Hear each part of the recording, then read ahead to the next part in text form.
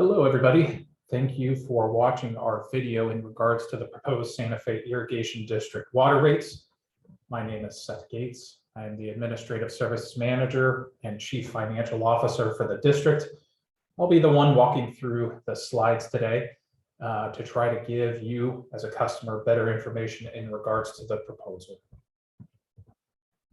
So very briefly, today's agenda, we're just going to have a quick review about who Santa Fe Irrigation District is. A little bit of background in regards to the cost of service process and what the proposed water.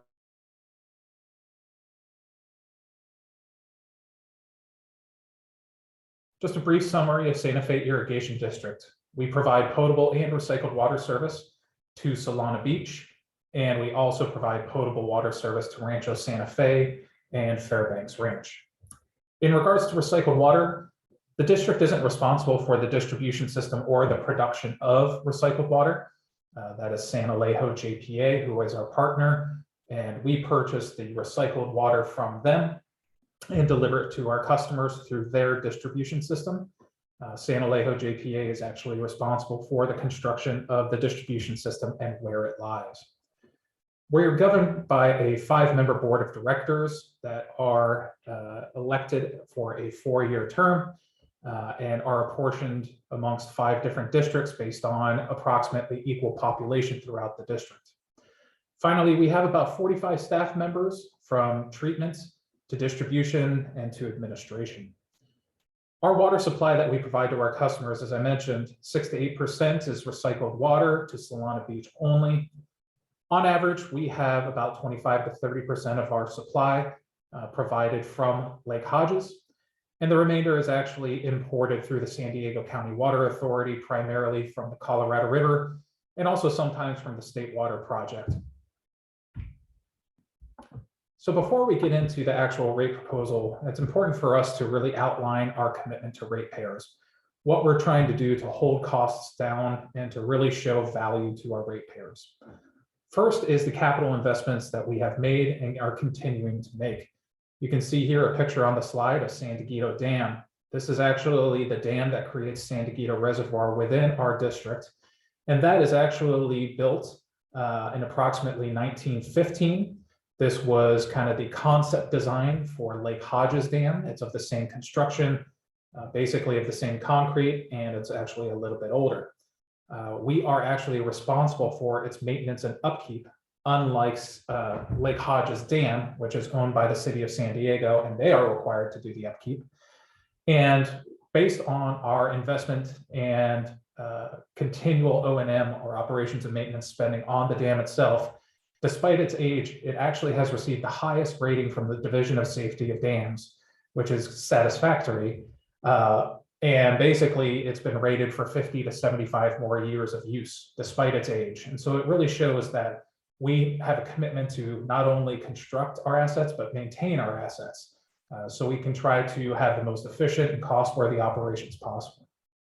Additionally, we have the RE Badger treatment plant, which actually treats water for not only our district, but also San Diego Water District. So about 50,000 people in total.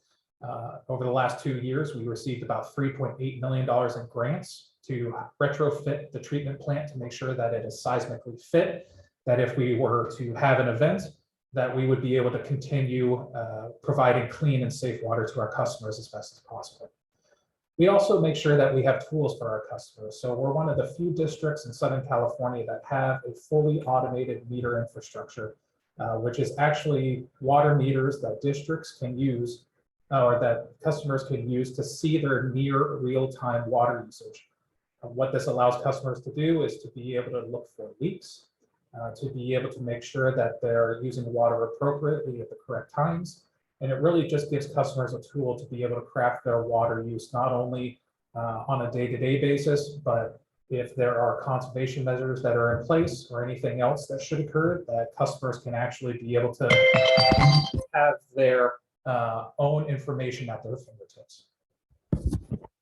The third thing that we want to highlight is a cost savings in 2022 alone of roughly $3 million, primarily coming from pension and retiree healthcare reform. We have taken multiple steps to limit our pension obligations to our employees while maintaining our promises to them, but making sure that we can actually create savings for our ratepayers over the long term. We also have invested in things such as energy management improvements, which have yielded, a couple $100,000 or $300,000 to our customers in savings on an annual basis, making sure that we're using energy in the right way and at the right price through SDG&E. Overall, what this has meant is that since 2020, we have only raised rates to our customers by 3%. That's it. And that's despite a CPI increase of over 15%, in addition to wholesale water rate increases of over 11%. So double-digit rate increases, both from CPI and the price that we have to pay for water. And we've only raised rates to customers by 3%. So a little bit of background in regards to the process that we undertook for the actual cost of service and the rate review. So the timeline, we began in January of 2022, engaging with the public and our board of directors. We held 8 special workshops, understanding that we had a timeline that we wanted to roughly hit. Because as of January 1st, 2023, due to some of the impacts that I'm going to go into on the next few slides, the district was eating into its reserves by about roughly $370,000 a month without implementing a new study and taking into account 2 things: the loss of local water from Lake Hodges, which is about $210,000 a month, and also a reduction in the imported water rate charge to customers, which were one-time benefits. And those benefits have expired. And so now we are losing about $160,000 a month due to that. So in the 8 special workshops, we discussed a lot of different items with the board of directors, including what our long-range financial plan is for the district. How can we craft a potential rate structure to accommodate our unique district? Once again, we are 2 different temperate zones, coastal and inland, in addition to different property types. Those coastal properties are typically smaller beachfront units or beach adjacent units, where inland in Rancho Santa Fe and Fairbanks Ranch, you have estate property, sometimes 3 to 5 acres with citrus, larger homes and the like, and they have very different water needs. What some of our rate drivers was another discussion item: our water supply and concerns, and options for rate increase mitigation. How can we hold rate increases at bay as best as possible for our customers? So what were the primary rate impacts associated with this cost of service study? There were 3 major contributors, and this is decreasing in order of magnitude of impacts. The first being the loss of local water supply from Lake Hodges. The second is imported water supply increasing costs, once again, primarily from the Colorado River, and that included increased costs for pumping capital and operations and maintenance passed on to us by the San Diego County Water Authority. And finally, and the least, was inflationary pressure and operational costs for the district itself. So first, in regards to the loss of local water, here you can see pictures of Lake Hodges Dam. On the left was the construction in 1918. Once again, approximately 3 years after the construction of our district dam at San Diego Reservoir. And you can see the barrel design, the arch and barrel design, which is very similar to the design and construction of our San Diego Reservoir Dam. The city of San Diego purchased the dam in 1925. However, the city did purchase the dam, but they did not take our district water rights in addition to San Diego district water rights. Those actually were predating the city's purchase back to 1918. And so our water rights were vested even though the city purchased the dam. So the city has been responsible for its operations and maintenance and have actually charged our district and San Diego Water District for its maintenance and upkeep, which we have always paid on time and per their request. So they were responsible ultimately for its upkeep, which you can see here on the picture on the right.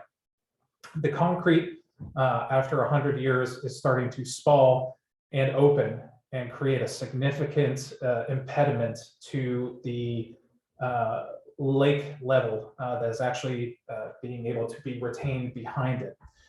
As I mentioned previously, the Division of Safety of Dams is ultimately responsible for the operation of all dams in the state of California. The San Diego Reservoir Dam has been rated satisfactory, the highest level. The Division of Safety of Dams has now come back to the city of San Diego and downrated the Lake Hodges Dam to the lowest level possible, which is unsatisfactory. So with that unsatisfactory level, the Division of Safety of Dams has actually reduced the amount of water that can be kept within Lake Hodges. So we measure it as elevation above sea level. The top of the dam, or the top of the spillway, actually is about 315 feet above sea level. The Division of Safety of Dams has actually reduced that level to 275 feet above sea level, so a 40-foot reduction. And the reason they did this is primarily due to those previous pictures and the spalling on the concrete, but you can also see here in these two pictures that there are actual holes in the dam. You can actually see through the dam to the actual spillway and San Diego River at the bottom there. This is a huge concern for the Division of Safety of Dams, as they are very conservative in their approach, especially after the Oroville spillway break a few years back. So what that means is that at 315 feet above sea level, the amount of water that could be held within Lake Hodges is about 30,000 acre feet. However, at 275 feet elevation, there's only about 7,000 acre feet of water that can be held. So about a third of the actual amount of water that can be held is being held in there now. So what does that mean? That means that historically, the amount of water that we can hold previously yielded us about 31% on a 5-year average of our total water needs from Lake Hodges. At 275 feet, the district cannot pull any water out of Lake Hodges. So that means we lose roughly 31% of our water supply. As you'll see in upcoming slides, the water that we have to purchase from the county of the San Diego County Water Authority is roughly $1,250 per acre foot. The cost for local water to pump it through our system and get it to the same point to our treatment plant as imported water from the County Water Authority is about $250 an acre foot, so about $1,000 per acre foot difference. So we estimate on an annual basis roughly 2,500 acre feet of water to be yielded from Lake Hodges for our customers. So at $1,000 per acre foot difference at 2,500 acre feet, that's roughly a $2.5 million benefit on an annual basis to our customers that we have completely lost. So all of that local water needs to be replaced with imported water due to the Division of Safety of Dams height restriction due to the lack of upkeep on Lake Hodges Dam. So long-term, unfortunately, a newer retrofitted dam is 10 to 15 years away. So a long-term solution is not coming anytime soon. However, we are continuing to work with the city of San Diego to advocate for our rights, which are upheld through different agreements that we have with the city of San Diego, to see if there's any other way that we can potentially and innovatively restore local water to our customers and restore that $2.5 million benefit. However, right now, that is still an ongoing process, and this cost of service study and consequently customer rates are impacted to the tune of roughly $2.5 million. The second item is imported water supply, how much it costs to import water from the County Water Authority to fulfill our customer demands. So this chart you see here on the right-hand side is the historical price of an acre foot of water from the County Water Authority. Back in 2010, it was roughly $600 an acre foot, and you can see here, starting January 1st of 2023, it's $1,258. So roughly a $800 per acre foot increase over the last 13 years, which averages about a 5.7% increase per year. However, as I mentioned, we had some one-time benefits that we wanted to be able to return to customers. Assuming 2,500 acre feet of local water in prior years, that's how we actually developed rates for customers. In 2020 and 2021, though, prior to the DSOD restriction, when we were able to operate the dam and pull water normally, we received more than the 2,500 acre feet, which actually created a benefit to customers where we actually charged customers for imported water, but we had more local water, and therefore we had savings associated with having to purchase that water. So what our board of directors did is actually segregated that benefit above 2,500 acre feet into a separate account and returned it to customers by not passing on the increases from the County Water Authority from 2020 until now. So customer bills, customers are basically paying $1,067 per acre foot, despite the district having to pay $1,258 per acre foot. So that has been a 17.9% increase in rates, which once again, those benefits were one-time benefits, and as of actually this summer, have been fully utilized. So that account where we segregated that benefit is actually fully depleted. Once again, now we are 100% imported water due to the loss of local supply. And so the first 32 units that we have charged to single-family residential customers under the current rate structure are all local water, and those were the cheapest water possible. However, that roughly $250 to $300 per acre foot price water is gone in those first 32 units. And now, starting unit 1, we're having to charge $1,258 per unit just for the water supply. So a significant increase. The last and third portion that are driving the rates is our operational costs. So this chart that you see here is to show how we have actually been able to control our budget, despite increasing regulations and water reduction and all different things that we've had to accommodate within the last 10 years from the state of California, in addition to the federal government. So you can see our fiscal year 2013 budget was roughly $11 million. However, 10 years later in 2023, it was 15.6. So on average, what that means is there was a 3.6% increase per year just for our operations. However, CPI, or the Consumer Price Index, increase per year since that time has been 3%. So 3.6% increase versus a 3%, our actual increase in operational expenses has been basically near inflation since 2013. So very close, and it's a good illustration how we have tried to control our operational costs and therefore our rates to our customers. Once again, we've only raised rates 3% since 2020, despite all of the O&M pressure from the Consumer Price Index, and I'm sure every customer has experienced that. What the proposal is for 2023 is to increase rates effective April 1st. As of April 1st is 3%. So once again, well under inflationary pressures that we're facing to continue to provide clean, safe, potable water to our customers. This is a 2-year cost of service study. So in calendar year 24, we're proposing a 5.5% increase, but I want to be very clear that this is the maximum increase that customers will face. What our hope is and what our commitment is that come November, we're going to do a full financial review to say where we projected to be financially to estimate a 5.5% increase versus where we actually are. And our hope is that we can actually reduce that 5.5% and potentially reduce it even further if we're able to, once again, innovatively restore local water.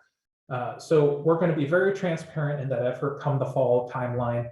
And we invite customers to participate at our board meetings, which is the third Thursday of every month, to show how we are actually financially at that point versus our projections, and what does that mean and how we can potentially mitigate that increase for customers once again. Once again, the last thing that we actually discuss with our board of directors is how we can impact these changes. So how can we try to lessen the blow primarily due to the loss of local water? Unfortunately, the loss of local water impacts all customers, but it does have the greatest impact on customers who utilize less water. As I mentioned, all single-family residential customers currently have their first 32 units priced at the local water level. So if a customer uses 32 HCF or 100 cubic feet, which is roughly 748 gallons per HCF, if they use anything at 32 or below, you used all local water, which was roughly $250 to $300 per acre foot. And now, unfortunately, that is at the $1,258 level. So the proportionality for customers who utilize less water are going to see a higher percentage increase in their bill. Where if a customer used 200 units, Well, only 32 of those units are having to switch to the more expensive water, but the rest, 268 units, were already at the imported water level. So percentage-wise, their bills are going to go up less, but it does impact all of our customers across the entire district, regardless of water usage. So we discussed with the board of directors potential options to mitigate rate impacts. And what the board chose to do is first, have this 2-year cost of service study. So this is basically an interim cost of service study. A lot of districts, a lot of water utilities have between a 3 and a 5-year cost of service study, so they can have longer range planning, a clearer picture of longer term rates that they can go out to their investors with for their bonds and be a little bit clearer in their financial projections. However, we're shortening that time frame to give us a 2-year period to try to clarify exactly if we can, once again, innovatively restore local water with the help of the city of San Diego and accommodate any other potential changes that we can try to mitigate customer rate impacts.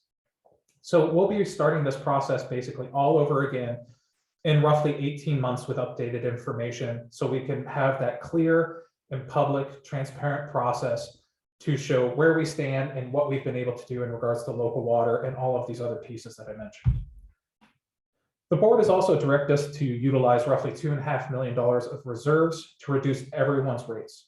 Every single unit of consumption is utilizing roughly $2.5 million in rate stabilization reserves to reduce the impact temporarily. The third thing is the board directed us to prioritize capital spending to balance long-term savings and rate impacts. So we have actually delayed a few projects to accommodate not only our financial needs, but also San Diego Water District's financial needs, because we lost roughly $2.5 million of benefit with that local water. Well, San Diego Water District lost roughly $1.8 million.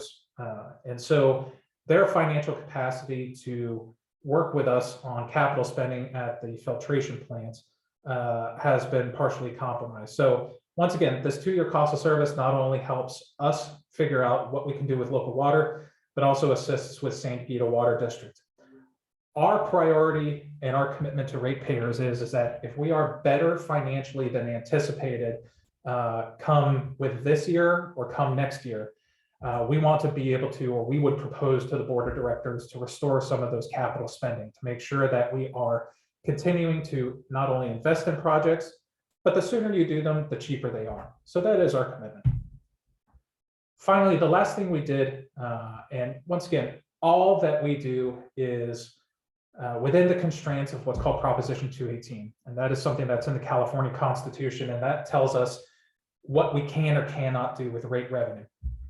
Unfortunately, we can't just arbitrarily create artificial pricing or reduce anybody's pricing without a specific nexus to the financial ability to do so and the cost to actually provide that service to customers. So what we were actually able to do to help mitigate lower water consumers is to actually redistribute property tax revenues. So what we get from customers, and this isn't an add-on to people's property tax. You don't pay a single extra cent in property tax to provide it to the district because it's in everybody's base 1%. So we utilize that property tax revenue from single-family customers to reduce everybody's tier 1. Now, it reduces the impact on low volume consumers, but for all meter sizes. And so I'll get into that a little bit later, because this not only benefits low consumers, but also high consumers too, because they get their proportional property tax reducing their tier 1 too. But this allows us to actually reduce tier 1 for everybody and consequently help people who utilize less water. As I mentioned, we're continuing to discuss with the city of San Diego on ways to potentially restore local water. I want to continue to reiterate that.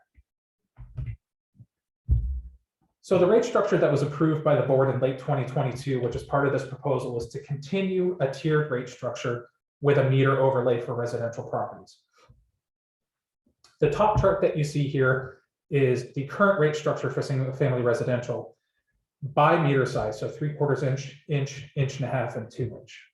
We have a 5-tier rate structure, and as I mentioned previously, the first 2 tiers at 257 and 346 are all local water, and everybody gets that equal proportion. So this meter overlay, what it does is it says the larger meter that you have, you're paying the same price per tier for imported water, but you get more units at that same price. Why that is because when you purchase that meter, larger meters pay a significantly higher cost for the installation of that meter because it takes more capital to be able to serve that meter, from treatment to pipe size, etc. However, there is the continuation of that meter overlay structure in the new 4-tier proposal for April 1st implementation. Not only do customers pay more for the installation, but they also pay more on a bi-monthly basis. And so we wanted to make sure that we are recognizing that difference in customers, because customers, treating all customer sizes the same, a 3/4 inch meter that uses 100 units on a bi-monthly basis of water, can that be considered efficient? No, probably not. You didn't size your meter for that purpose. However, if you have an 1.5 inch meter, is 100 units efficient? If you have 3 acres citrus and a 5,000 square foot home, yeah, that's probably very efficient. And that's where we want to make that differentiation. And that really provides a unique option for our district, because that larger meter has been sized and paid for to be able to accommodate those differences within our district. So the 4-tier rate structure that you see on the bottom is the proposal. And you can really see illustrated the loss of local water and the price difference in tier 1 being $4.70 because it immediately starts with imported water, as compared to tier 1 and tier 2 previously, when we had local water at $2.57 for 10 units and then $3.46 up to 32 units. So really a financial impact, and that really illustrates what the impact is associated with the loss of local water. You can see that the meter overlay has been continued, but we've updated that. We actually use information from our automated meter infrastructure system to see the breakpoints within each of these meter sizes to be able to have a Proposition 218 compliant backup for all of these different tiers. And you can see that we've actually increased the amount of tier width for the larger meters. So for an 1.5 inch, you can see that the highest tier started at 262 units. It's now 446 units based on this updated information that we have from the AMI system. For an inch, you can see that it was 141 units, now it's 212. So once again, Proposition 218 compliant and really rooted in science and factual information from the district. And once again, it is a very unique option for our district to be able to accommodate the different temperate zones in addition to different customer plot sizes. That being said, we're still continuing to explore other rate structure options. This is a 2-year proposal, as you've seen. However, we're working with our board of directors to see if there's other ways that we can potentially provide a more unique option for our district. And that includes things such as budget-based rates. And that's going to be a continuing process over the next 2 years. So what does this mean for actual customer bills? What you see here is the bill for a 3/4 inch meter with a 45 unit average bi-monthly consumption. And that's what our average bill is within our district for a 3/4 inch meter. What you see is every single agency within the San Diego County Water Authority and what that bill would be for a 3/4 inch meter for 45 units on a bi-monthly basis. I will mention that we're going through this rate review.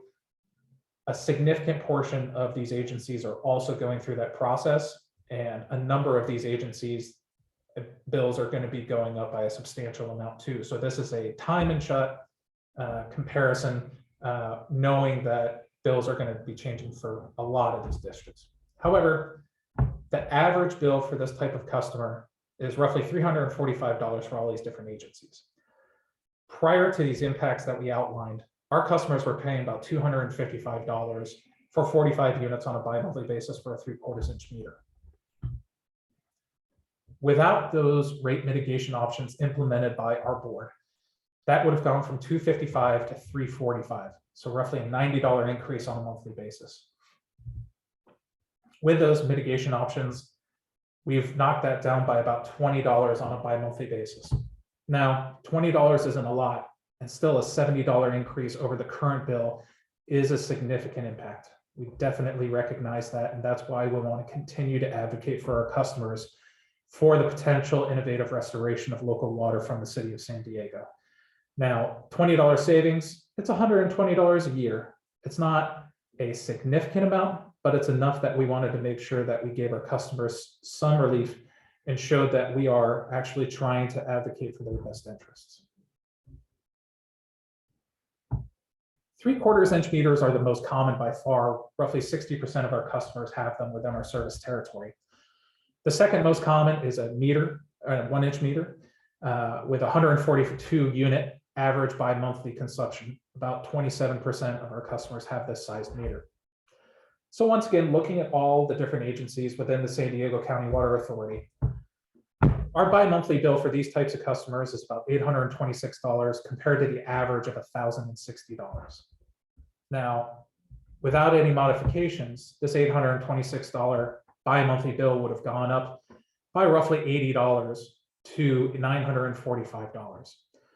With those mitigation options, that is now a proposed $888, so a $60 bi-monthly increase. So roughly $30 per month, a $360 impact. Now, percentage-wise, that is not as big of a change as the 3/4 inch, once again, because of the proportional amount of local water that is lost. However, we recognize that a $60 increase on a bi-monthly basis is a large increase, and we're hoping that with the restoration of local water, that can be also mitigated. Finally, the last meter size that is relatively common within our district, roughly 8% of customers have this meter size, is 1.5 inches, with a 274 unit average bi-monthly consumption amount. Once again, with all the different agencies, the average is roughly $2,096, with our previous bill being $1,651, so well within the bottom third. Without any modifications, that would have gone up by roughly $200 to $1,827, but due to those mitigation items implemented by the board, we've reduced that to $1,731, or roughly $80 per month on a bi-monthly basis.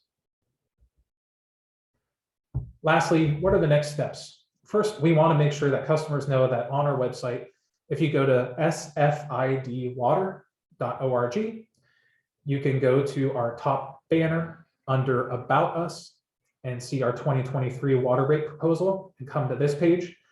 On the right here, you see what you'll find there in addition to our Proposition 218 study, our Proposition 218 notice. You'll find a rate impact calculator where you can actually select your meter size, your customer class. We have focused on single family residential here, but all other customers being non-residential, multifamily, irrigation, agriculture, you can enter your customer classification too, and how much water you use, and see what your current bill is and what your new bill would be. So you can really see what the illustrated impact is, because everybody's bills on a bi-monthly basis are varying. So what the next steps are is that the public hearing is on March 28th here at the district offices at 5920 Linea del Cielo at 8:30 in the morning. And customers may protest. You can go to the actual website address that I gave you. And in the Proposition 218 notice, there's a coupon at the end that you can cut out, fill out, and get it to us. Once again, it must be with a wet signature to actually file a protest against the implementation of these rates. If we receive 50% of our customers who protest these rates, the rate proposal will not go forward. However, if we do not receive that 50% threshold, the board can consider adoption of the rates at that hearing. Once again, we encourage everybody to attend. We have public comment period that you can provide your input in to the board of directors so they can hear prior to their vote.